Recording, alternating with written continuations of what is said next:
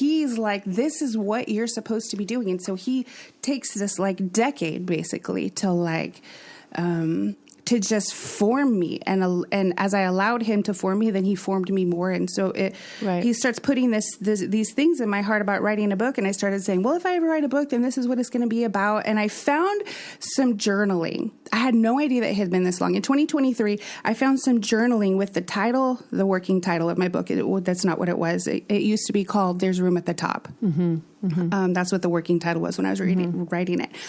And it was from 2018. And I was like, I've been talking about and journaling about writing this book since 2018 for 5 years. I love that. And so I was just like, you know what? This is dumb. I need to do it. And so I spent $3,000 on a school that said, if you follow our program, you will have your first draft in 4 months. Whoa. And I was like...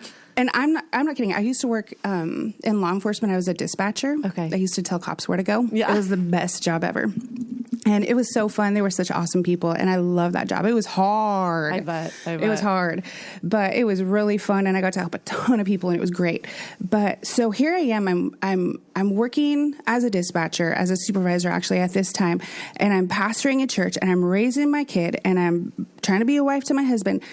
And somehow I'm not kidding, the busiest season of my life, when I was working probably like 60, 70, 80 hours a week, and then plus pastoring the church and plus being a mom to like a 16, 17-year-old-ish. Right. And so I write this book, like I'm getting up at 4:00 in the morning and writing before a 12-hour shift. And I'm getting home at 8:00 at night and writing for an hour. And just like, I get this book done in 4 months. And then, and then super long story. We don't have time to get into it. Now, but the Lord called me out of that. And so I did like the editing and stuff after I was no longer a dispatcher, because the Lord kind of put me in a different season, which is fun.